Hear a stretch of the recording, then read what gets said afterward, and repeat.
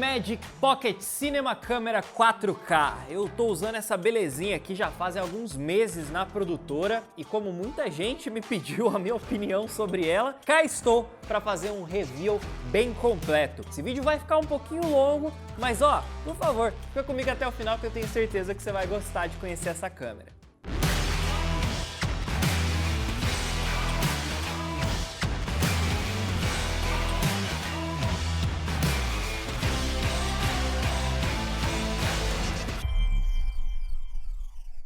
Seja bem-vindo ao Brainstorm Tutoriais, o canal da Brainstorm Academy aqui no YouTube. Meu nome é Matheus Ferreira, eu sou o dono da produtora BWMV Audiovisual aqui em Londrina, no Paraná. E como eu falei no início, esse vídeo vai ficar bem longo, mas aí na descrição vão ter os timestamps, né? Os tempinhos para você clicar e se você quiser avançar entre um capítulo e outro. Eu marquei aí os tópicos principais, você pode ir avançando e voltando, mas por favor, assiste esse vídeo inteiro, tá? Eu acho que você vai curtir. Mas vamos lá, só para você se situar na minha história usando câmeras. A gente aqui na produtora usou câmeras da Canon durante mais ou menos uns 2 anos e também câmeras da Sony durante mais ou menos uns 3 anos. Se você quiser entender bonitinho como que é essa nossa história com câmeras, tem um vídeo aqui no card para você assistir, beleza? E a gente tá com essa lindeza Blackmagic há mais ou menos uns 6 meses de uso praticamente diário, cara. Acho que só nos fins de semana que a gente não usa, mas ainda tem fim de semana que eu venho aqui para gravar com ela. E aí eu tô fazendo esse vídeo aqui não para ser um comparativo entre câmeras, tá? Eu não quero comparar ela com a Sony, nem com a Canon, nem com o Panasonic, nem nada. Eu quero falar sobre ela. E aí você tira suas próprias conclusões entre o que é melhor para você ou pior para você, enfim. É para dar a minha opinião com base no nosso uso dessa câmera, tá? E até já de antemão eu queria agradecer a 2 pessoas muito especiais, o Marcos da Brasil Box, que nos ajudou muito na aquisição dessa câmera, e também o Fio Rocha, do podcast Santa Mãe do ISO Alto, que me deu altas dicas sobre essa câmera quando a gente começou a usar ela. Um abração pra vocês dois, vocês são fera. E pra gente esquentar os nossos motores, todo mundo falar a mesma língua, bora começar vendo quais são as especificações técnicas dessa câmera. Logo em seguida eu venho contar um pouquinho mais da minha opinião sobre ela.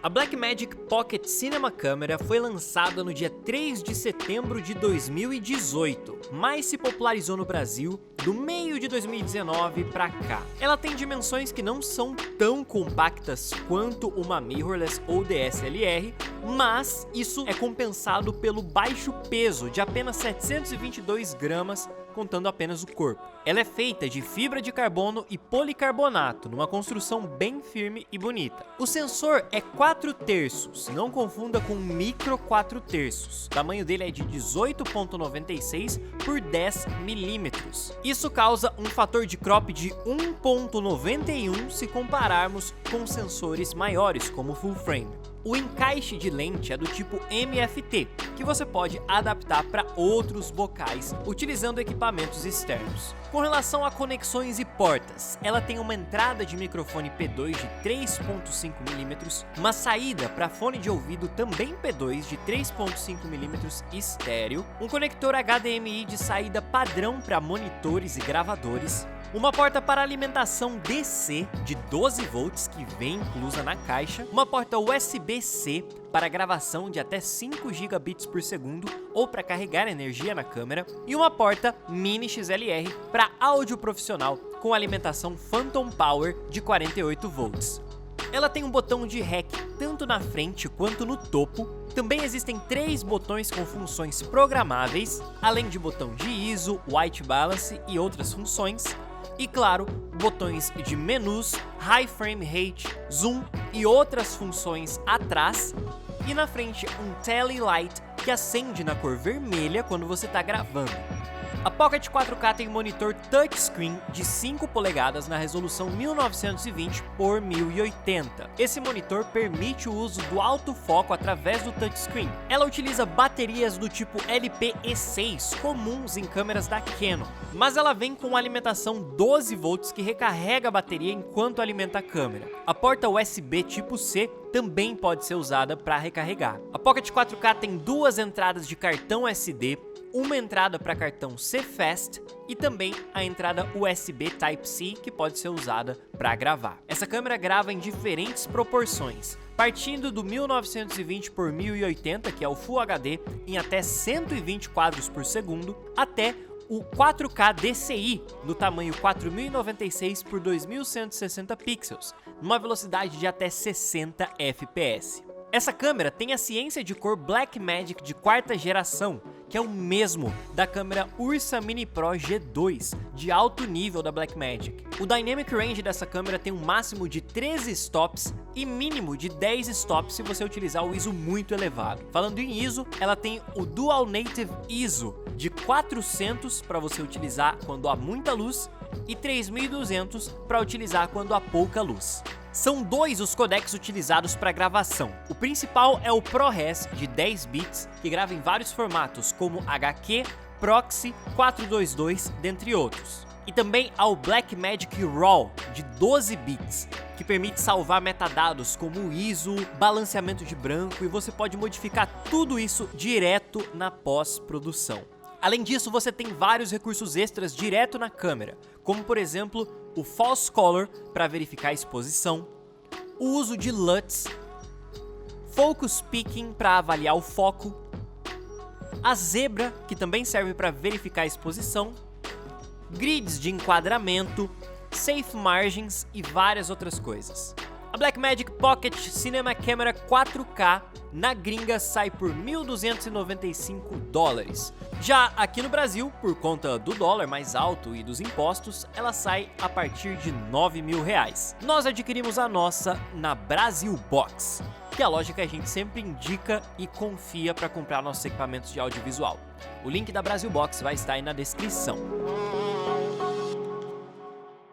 Agora que você já conheceu mais de pertinho essa belezura, vou responder uma dúvida que muita gente perguntou pra mim depois que eu anunciei que a gente tava com essa câmera aqui e que a gente pretende ter mais dessas câmeras da Blackmagic aqui no nosso estúdio. Por que nós da BWMV deixamos de usar câmeras da Sony para usar câmeras da Blackmagic? E aí eu posso elencar alguns motivos para você. O primeiro motivo é com relação ao workflow. No caso, principalmente ao workflow de edição, o logging dos materiais. A gente descobriu que essa câmera aqui nos entrega um workflow de edição muito mais otimizado do que qualquer outra câmera. Aí eu tô falando pro nosso workflow, que é baseado em Adobe Premiere, After Effects e um pouco de DaVinci Resolve. Outra coisa que nos chamou a atenção foi o custo-benefício dela. Você vai ver que tem algumas features dela que eu gosto bastante, e essas features até 2018 estavam disponíveis apenas em câmeras de cinema super avançadas. Mas aí a Blackmagic resolveu condensar todas essas coisas para dentro dessa belezura, e aí não tinha outra opção a não ser comprar.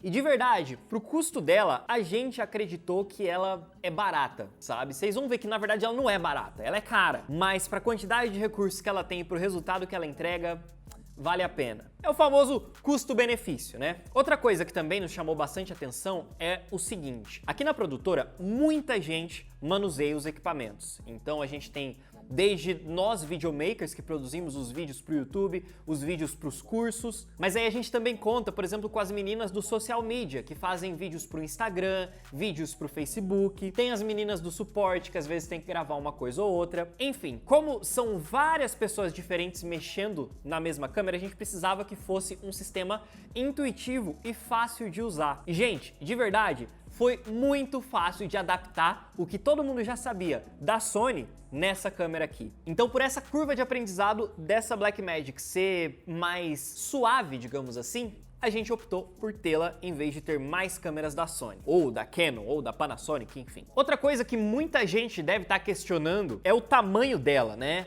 Olha o tanto de coisa que a gente tem aqui conectada na câmera, nesse rigzinho, eu vou falar mais disso mais pra frente, mas só pra você entender que a gente quase não usa ela na mão, né, o chamado handheld. A maioria do tempo ela fica parada num tripé.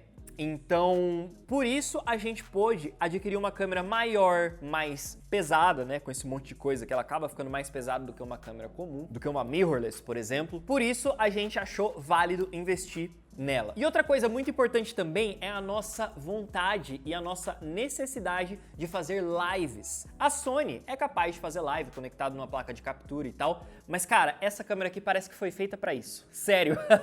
A gente já usou muito a Sony para fazer live, mas usar a Blackmagic parece que tira um peso do computador que está hosteando a live. E ela é tão simples de configurar que é fácil para qualquer um da nossa equipe configurar essa câmera e colocá-la para rodar uma live. Então, esses são os motivos principais pelos quais a gente optou por ter a Blackmagic em vez de continuar com a Sony. Mas aí agora a gente chega num ponto onde eu quero fazer essa recomendação para vocês. Eu vou dizer para quem que é essa câmera e para quem que não é essa câmera. Isso não significa que você só pode usar a câmera para uma determinada coisa ou que você não deve usar a câmera da forma como eu vou dizer aqui. Como eu disse no começo desse vídeo, é só a minha opinião e você é totalmente livre para discordar dela e o espaço de comentários aqui tá aberto para você fazer aí o seu apontamento, beleza? Mas primeiro vamos começar dizendo para quem que eu acho que essa câmera aqui é ideal. Primeiro, para quem vai trabalhar 100% do tempo em estúdio ou em ambiente fechado, como é o nosso caso. Como eu falei pra você, um dos motivos que a gente comprou ela foi porque ela é uma câmera grande e que a gente quase não ia usar ela na mão. Então a gente podia optar por uma câmera que exige uma parafernália maior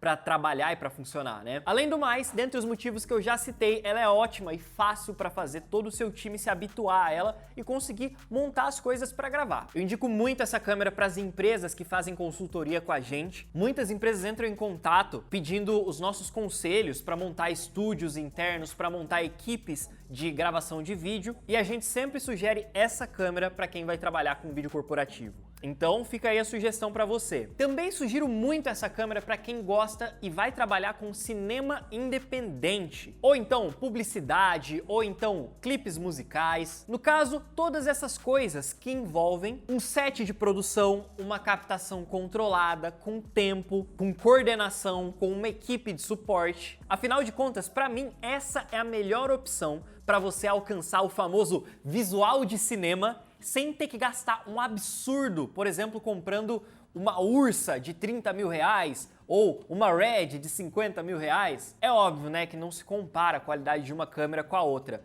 mas como eu tô falando de cinema independente, de pessoas que começaram agora a trabalhar com clipes musicais, com publicidade, cara, essa daqui é uma ótima opção. Ou, principalmente, se você precisar de uma câmera B no seu setup. Às vezes você já tem uma Ursa, você já tem uma Red, você já tem alguma outra câmera bem high-end. Essa daqui é aquela câmera que você vai poder usar para ser a sua câmera B. Você usa a sua Ursa como câmera principal e usa essa daqui como a câmera secundária, que vai ficar mais fechado no rosto do ator, mais fechado no rosto de quem está entrevistando, que vai fazer os B-rolls. Ela é perfeita para isso. Então, só para fechar isso, se você está começando no cinema independente, na publicidade, nos clipes musicais, ela é ótima. Se você já está nessa área há bastante tempo e precisa de uma segunda câmera ou uma terceira câmera, ela também é ótima. Outra coisa que eu já mencionei também, que eu indico bastante essa câmera para fazer lives. Meu Deus do céu. Gente, a Blackmagic realmente parece que lançou essa câmera para fazer live. Porque depois de lançar ela, a Blackmagic veio e lançou o Atem Mini, que é aquele switcher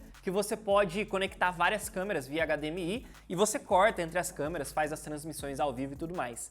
E eu já falei isso, né, mas eu preciso ressaltar, essa câmera é muito linda para fazer live, muito, muito linda. Ela tem saída de HDMI limpa, o que é essencial para você poder fazer uma live, e você pode tanto conectá-la no Atem Mini, como também você pode usar uma outra solução, que é essa aqui, ó, Blackmagic Intensity. Essa plaquinha aqui, ela tem a entrada e saída HDMI e também uma saída USB 3.0, que também pode ser Thunderbolt, caso você vá conectar no Mac. E aí você conecta a sua câmera aqui no HDMI, também pode conectar via vídeo componente, o básico de RCA, né? Áudio esquerdo, direito e vídeo. Tem S-Vídeo também. Enfim, você conecta a câmera aqui, ela sai via USB, vai direto pro seu computador. Essa câmera vira uma webcam, velho.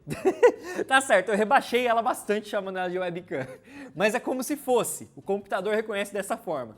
Então ela é perfeita para fazer live. Outro mercado que eu acho que essa câmera atende perfeitamente é o mercado educacional. Então se você vai gravar palestras, se você vai gravar videoaulas, EAD, esse tipo de coisa, cara, ela é linda. Por todos os motivos que eu já citei e também pelo fato de que ela grava sem interrupção durante muito tempo. Enquanto você tiver espaço, ela tá gravando, que é excelente para palestras. Cara, chega numa palestra, coloca essa câmera aqui num tripézinho, o palestrante vai ficar ali na tribuna, você aperta o REC e pode sair pro coffee break.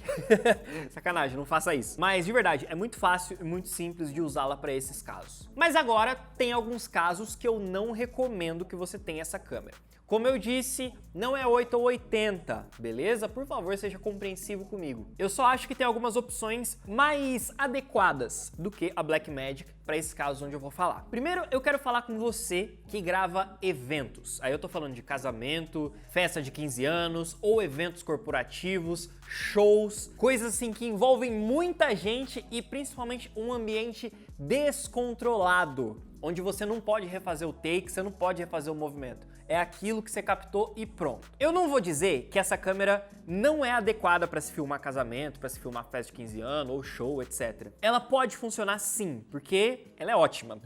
Mas eu diria que se você está começando nesse ramo, se você está migrando para a área dos casamentos, migrando para os shows que seja, é melhor você tomar cuidado com ela, porque como você pode ver ela aqui, normalmente a gente usa essa câmera num rig bem grande. E você sair com um rig desse tamanho num ambiente descontrolado pode ser perigoso se você não tiver experiência. Se você é uma pessoa calejada que, mano, anda com câmera pra cima e pra baixo, passa no meio dos convidados da festa, consegue desviar do laser do DJ e tá lindo, beleza, você vai se dar bem com essa câmera aqui pra fazer casamento.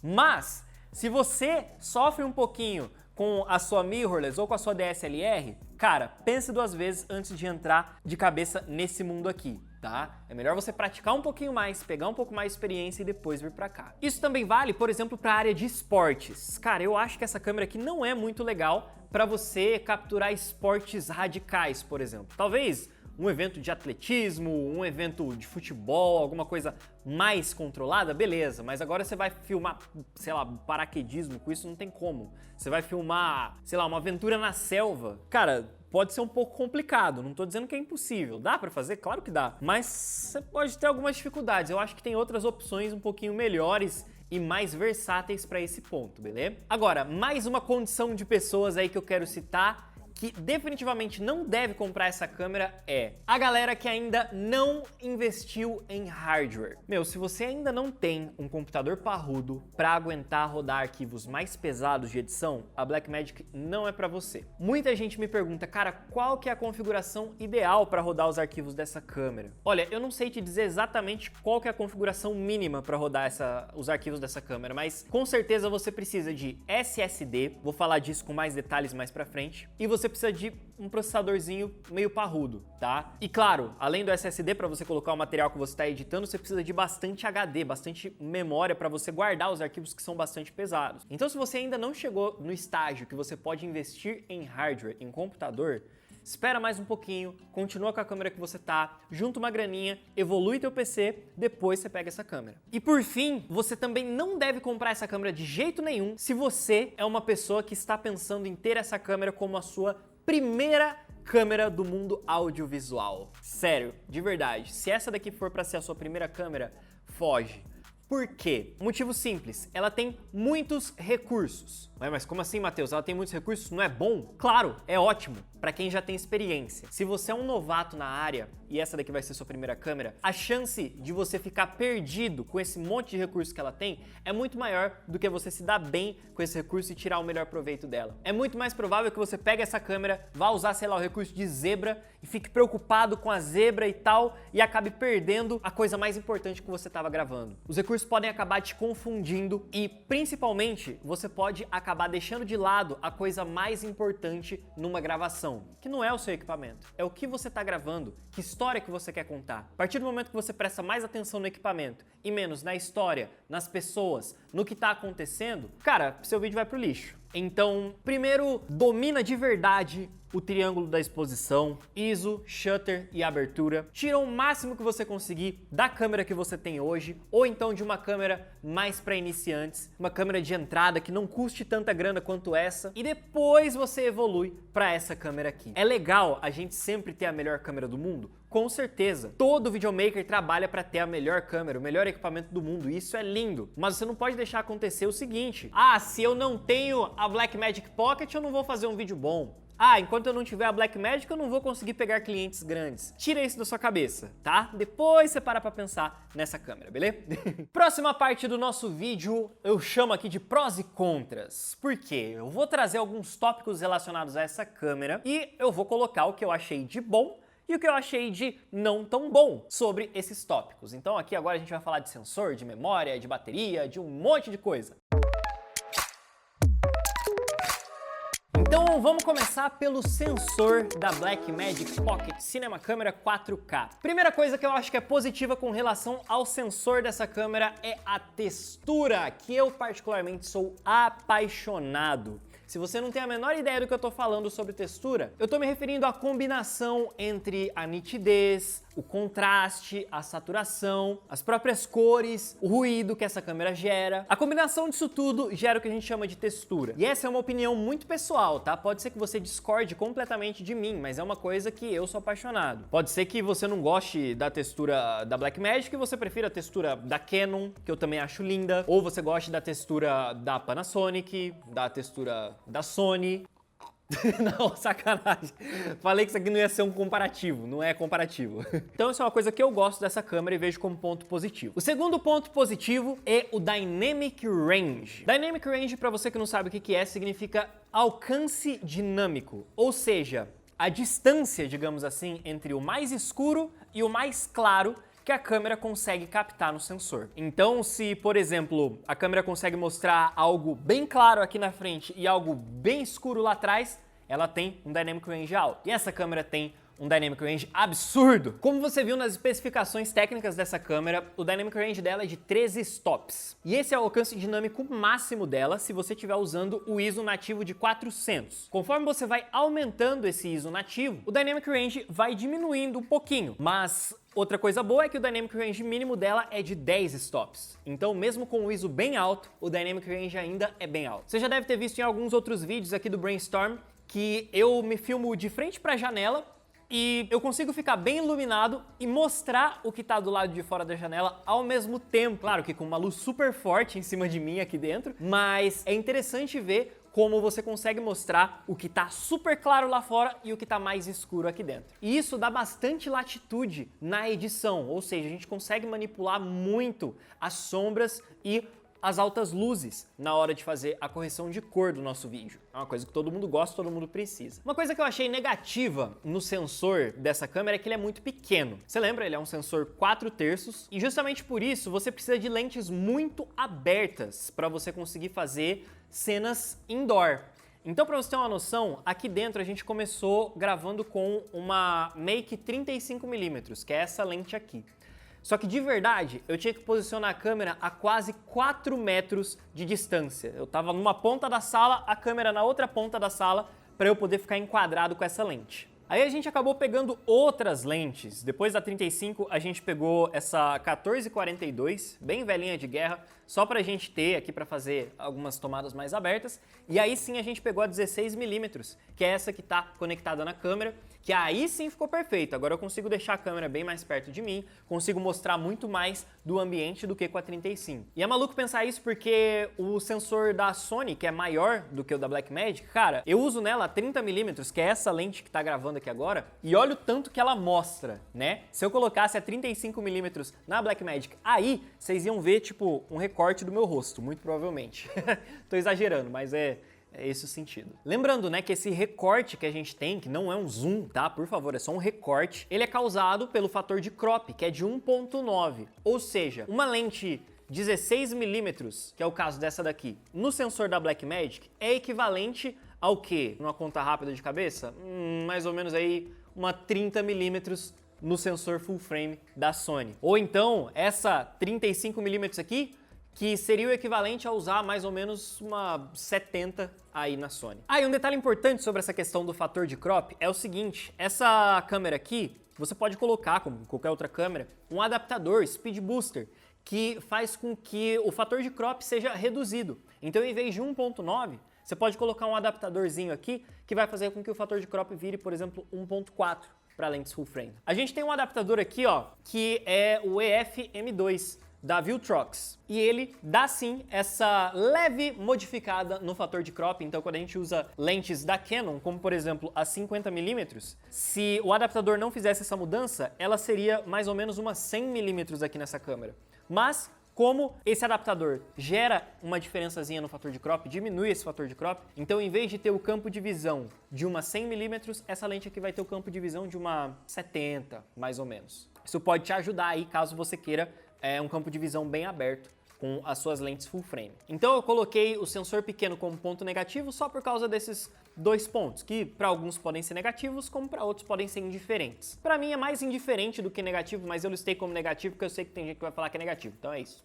Agora uma coisa que você deve estar pensando bastante com relação a essa câmera é sobre o ISO, né, com relação ao ruído. E esse eu coloco aqui como um ponto mais ou menos entre o positivo e o negativo, pelo seguinte. Começando pelo lado bom, sempre gosto de olhar primeiro pro lado bom. Essa câmera tem o chamado Dual Native ISO. O que isso significa? Ela tem o ISO nativo de 400 e de 3200.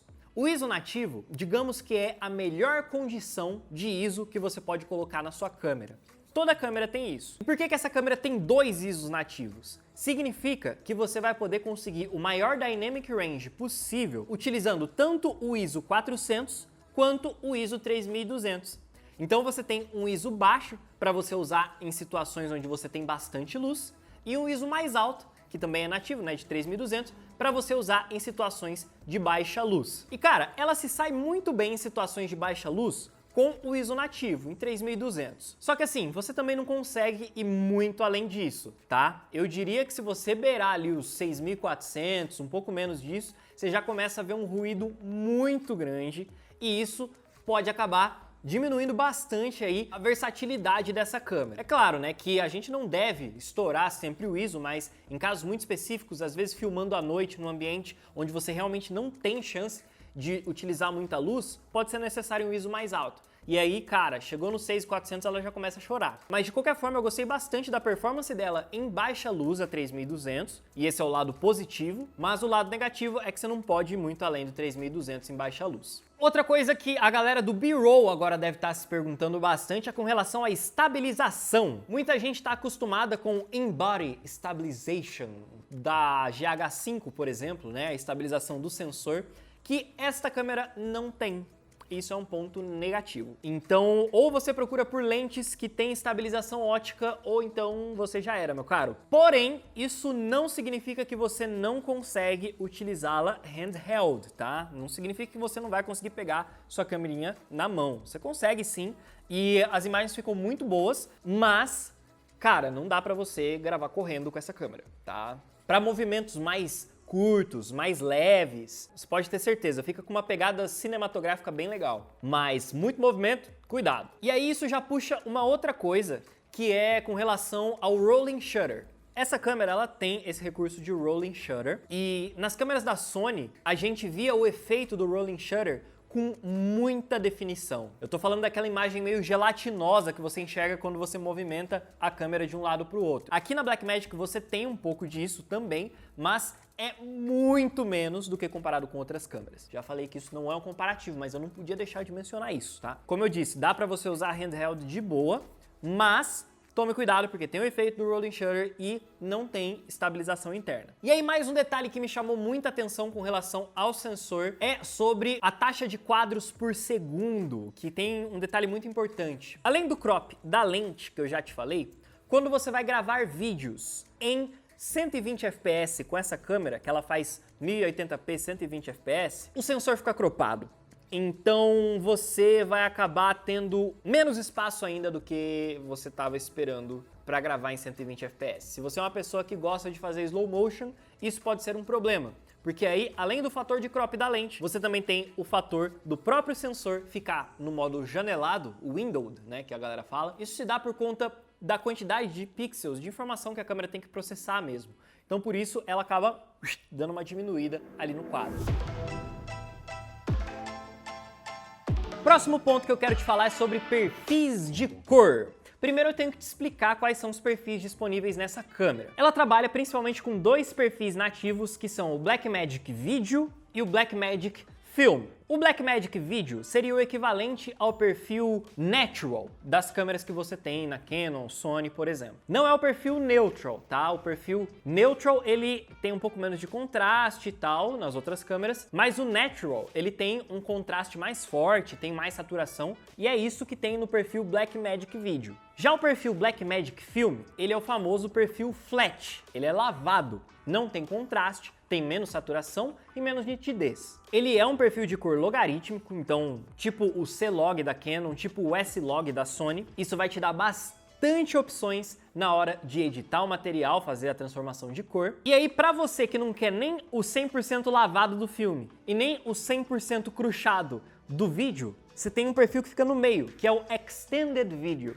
É como se fosse o perfil vídeo com menos contraste, menos saturação, mas que não chega a ser lavado que nem o perfil Film. Esse Extended Video preserva bem os highlights, da mesma forma que o Film, só que ele já meio que corrige os tons mais escuros. Corrige entre aspas, né? Ele já processa os tons mais escuros. Já o perfil Film não, ele não processa os tons claros nem os tons mais escuros e permite que você faça esse processamento depois na edição. E eu particularmente gostei muito do perfil Film. É o único que eu uso nela, sério. Então, ponto positivo para Blackmagic. Mais um ponto positivo é com relação aos bits que essa câmera grava. Ela grava em 10 bits e também em 12 bits. Tá certo que isso tem mais a ver com os codecs e tal, mas é um ponto muito positivo pro fato de ter perfil de cor flat, né, que é o Blackmagic Film, e que você tem muito mais espaço para tratar as cores na edição do que numa câmera Sony, por exemplo, que faz 8 bits. Então, cara, esse ponto é muito positivo, principalmente para quem gosta de color grading. E uma coisa animal que eu amei nessa câmera é o fato de que você pode pré-visualizar LUTs dentro dela. Além dos perfis de cor que você tem, você também pode instalar LUTs ou usar os LUTs pré-definidos para você visualizar como que o seu vídeo vai ficar na hora da edição. E esses LUTs você pode definir se você quer que ele já venha queimado no arquivo, ou seja, o vídeo saia já com o LUT aplicado, ou se ele não saia com o LUT aplicado e você esteja apenas pré-visualizando isso no seu monitor. Eu gosto muito dessa pré-visualização porque enquanto eu tô gravando, eu sei como que vai ficar depois da correção. E como eu disse, você pode puxar os LUTs que você usa no seu computador direto para dentro da câmera e você pode fazer meio que a correção de cor direto aqui se você quiser. Eu vi muita gente que trabalha com jornalismo falar sobre isso, que eles têm que usar essa câmera aqui pra gravar, coisas que estão acontecendo na hora, e aí pra eles não ter que fazer a correção de cor depois, eles pegam um LUT criado na central, aplicam direto na câmera e na hora que eles pegam esse material, cara, já tá pronto pra edição, não precisa nem tratar a cor, sabe? Então, ponto muito positivo para Blackmagic. E agora que eu percebi que eu só falei pontos positivos aqui sobre o perfil de cor, então realmente eu não vi pontos negativos com relação ao perfil de cor. Foi mal, haters, é isso. Agora sim, vamos falar sobre os codecs, formatos que essa câmera grava aqui. Os dois principais que ela grava são o ProRes e o RAW. Tanto o ProRes quanto o RAW tem várias opções de compressão e de bitrate para você escolher na hora da gravação. Então você pode ter arquivos mais pesados e com mais qualidades, ou arquivos mais leves com menos qualidade, mas que são mais fáceis de editar, por exemplo. Isso é um ponto muito positivo, eu amo o ProRes. E você sabe por que eu amo o ProRes? Porque ele roda liso na edição. Sério, eu jogo os arquivos dela no Premiere e não trava em 4K. Já em compensação, quando eu peguei pela primeira vez os arquivos da GH5 para editar no mesmo computador, cara, foi jogar no Premiere e o negócio travar completamente. Droga, eu esqueço toda hora que isso não é comparativo. Mas enfim, sem contar o fato de que você pode pegar o SSD que você usa nessa câmera e conectar direto no computador e começar a usar. Eu vou falar mais dele mais pra frente, mas ó, eu uso esse SSD da Samsung, conecto ele aqui no USB da câmera, não com esse cabo, obviamente, mas eu conecto ele aqui, a câmera grava direto aqui, aí sim eu pego esse cabo, conecto ele no computador e edito com o material direto daqui. Isso é muito rápido, muito rápido e não trava. É lindo, lindo. Falando sobre o Blackmagic RAW, que é aí o tão aclamado formato que você pode trabalhar a edição do jeito que você quiser na hora de fazer a correção de cores. Você pode inclusive mudar o ISO, mudar o white balance, mudar um monte de coisa sem perder informações, se você souber o que você está fazendo. E o Blackmagic RAW é em 12 bits. Lembra que o 10 bits já é melhor que o 8 bits? O 12 bits Então é muito melhor que o 10 bits dar uma goleada no 8 bits. Pra você ver o tanto de informação de cor que você tem para trabalhar com o Blackmagic Raw. Sinceramente, eu não utilizei muito o Blackmagic Raw. Por quê? Porque aqui a gente costuma gravar vídeos longos em single take. Então, cara, se a gente fosse gravar um vídeo de 15 minutos, um take só, em Blackmagic Raw, iam ser gigas e gigas de material.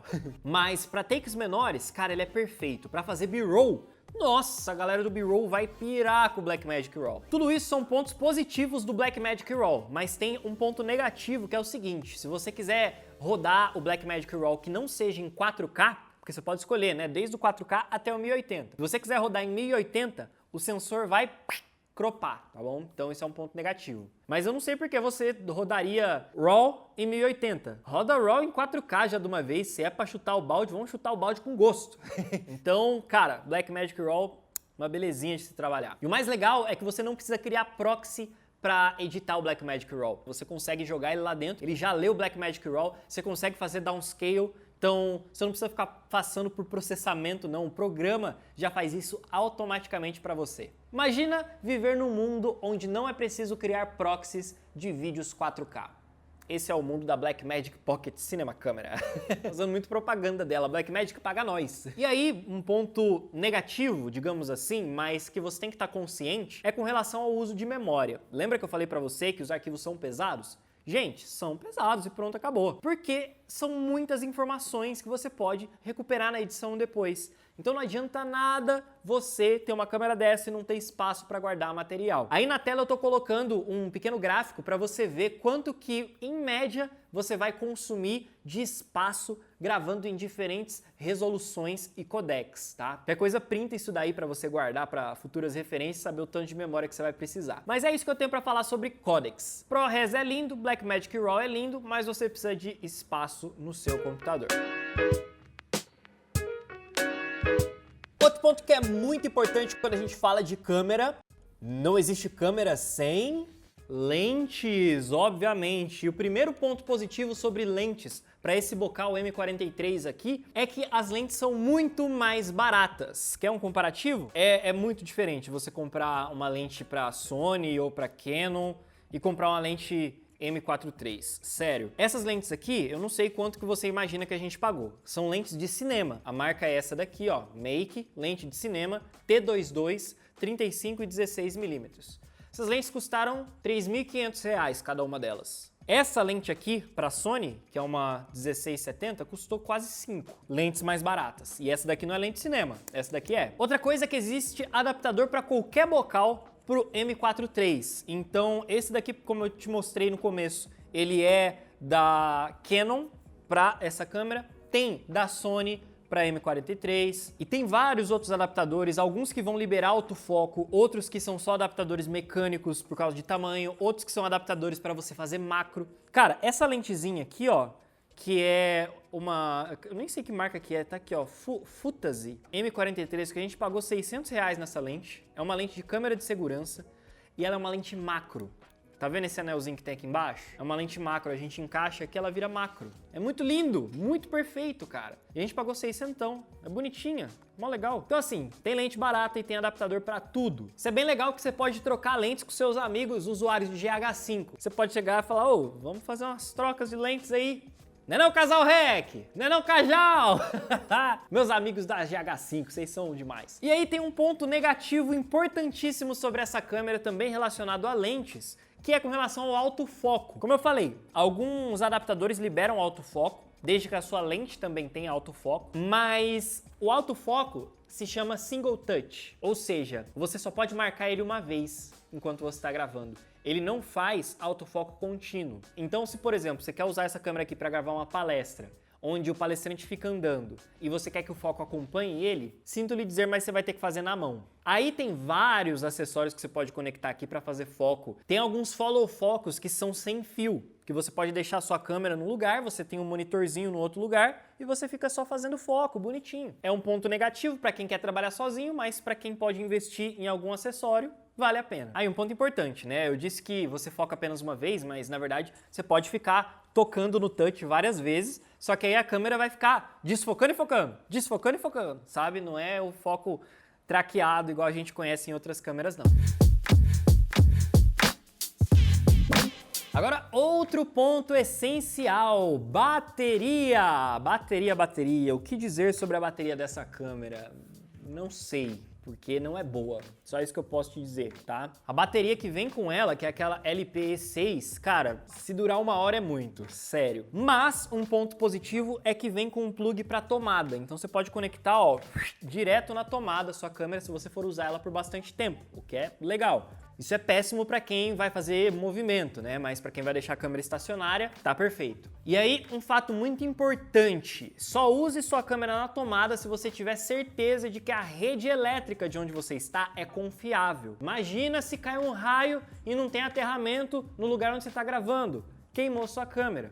Imagina se a energia elétrica acaba. Parou de gravar. Então tome cuidado com isso, beleza? Aqui eu uso ela sempre na tomada porque a gente tem um no break. Se acabar a energia, a câmera fica ligada por mais 2 horas, tranquilo, porque o no break aguenta. E aí um outro ponto legal é que você pode deixar a bateria ali dentro dela enquanto a câmera tá na tomada, porque aí a bateria vai carregando e aí se der um apagão, a bateria segura. E aí você tem a opção de usar adaptadores para usar outras baterias aqui na sua câmera. Eu tenho esse Tilta Power Extra, que permite que a gente use baterias das câmeras Sony, não da Sony mirrorless, da Sony aquelas grandona mesmo. Não me lembro exatamente qual que é o tipo de bateria, eu vou colocar aí na tela para não falar besteira, mas essas baterias sim duram bastante. A gente tem uma aqui que, cara, de verdade, dá para deixar conectado aqui durante pelo menos umas 2 horas só com ela, sem problema nenhum. Então é uma opção. Tem adaptador para bateria do tipo V-mount também, que é um pouco mais caro, mas são baterias muito mais parrudas. Para quem vai fazer evento com essa câmera aqui, pode ser uma saída interessante. Então assim, esquece a bateria original dela, procura uma outra saída, seja conectando na tomada, seja com adaptadores. Você vai precisar e me agradecer depois.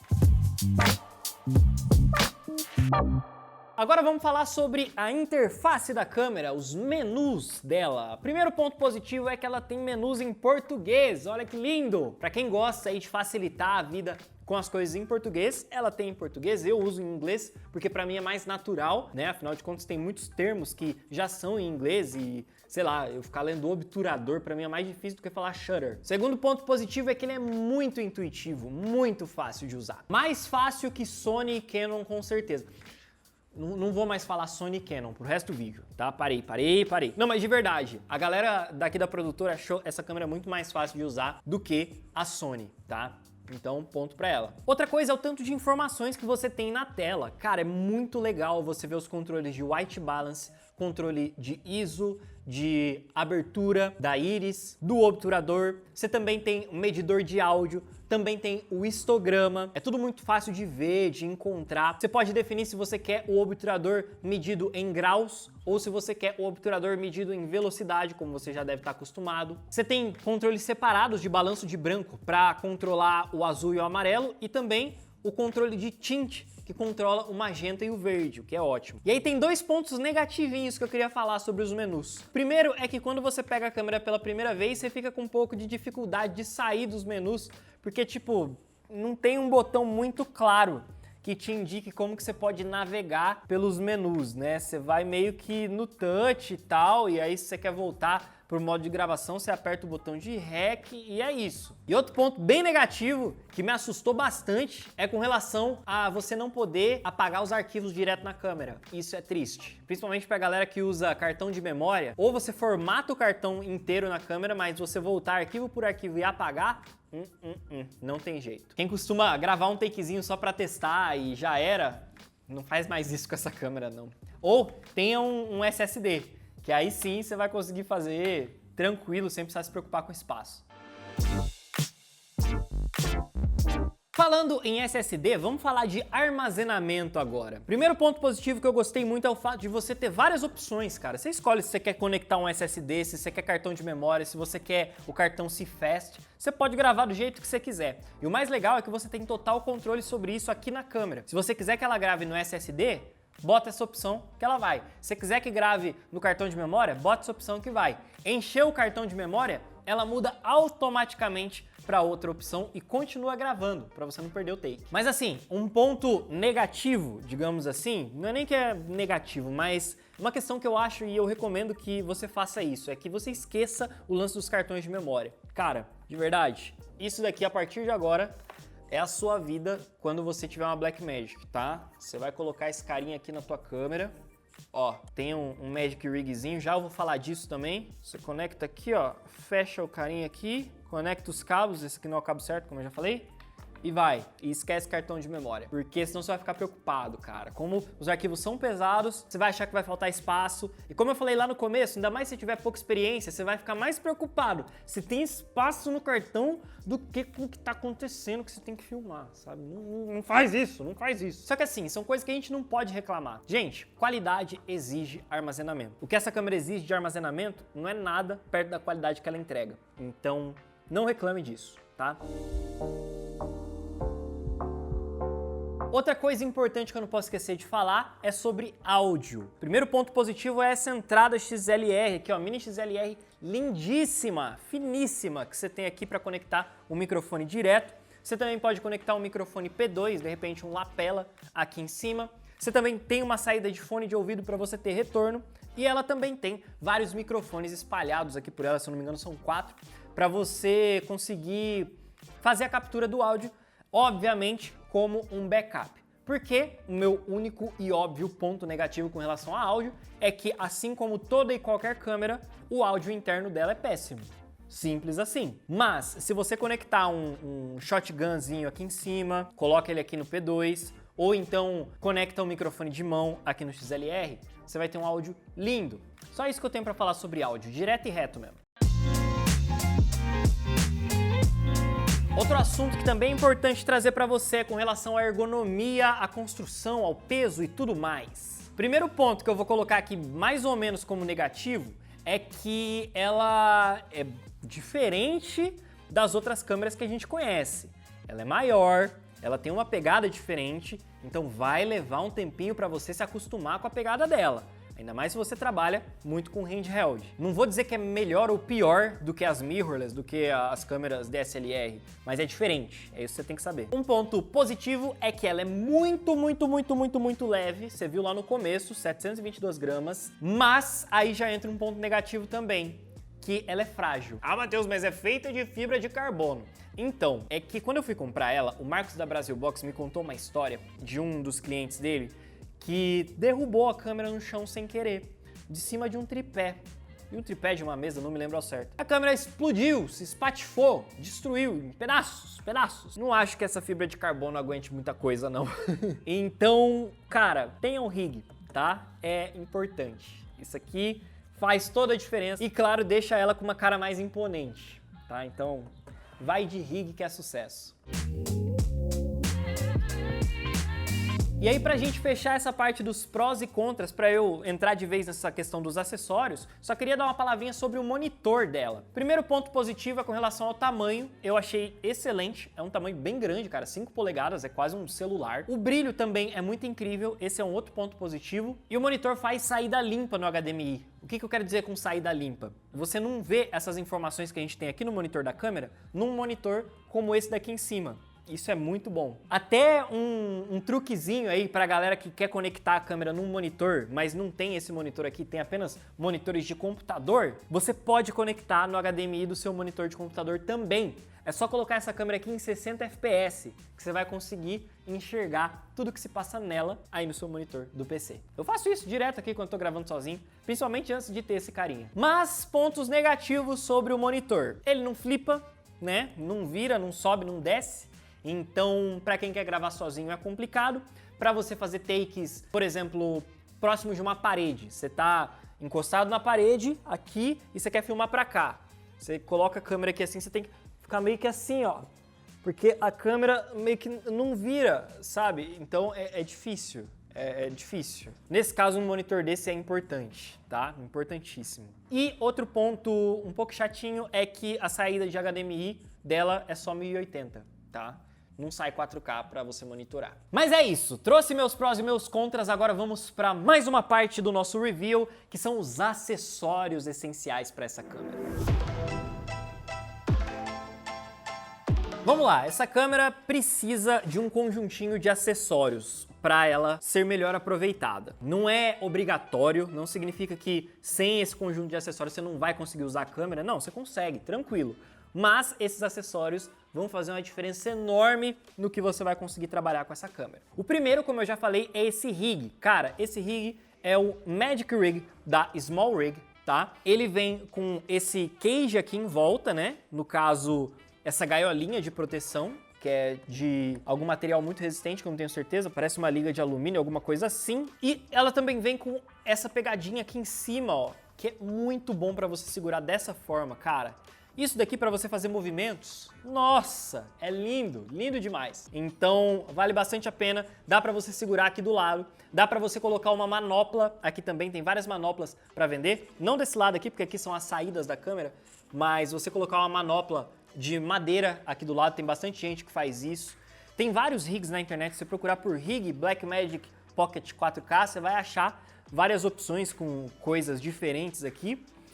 E esse rig também acompanha essa partezinha aqui de cima, ó, não sei se você tá vendo aí, mas é justamente para conectar o SSD aqui, ó. Você prende o SSD e sai o cabinho que vem aqui para trás. Isso é muito legal. E é bem legal esse cage aqui porque ele tem muita furação. Esses furos aqui é para você conectar outras coisas. Cara, você pode conectar um monte de parafernália aqui se você quiser. Muita coisa, muita coisa.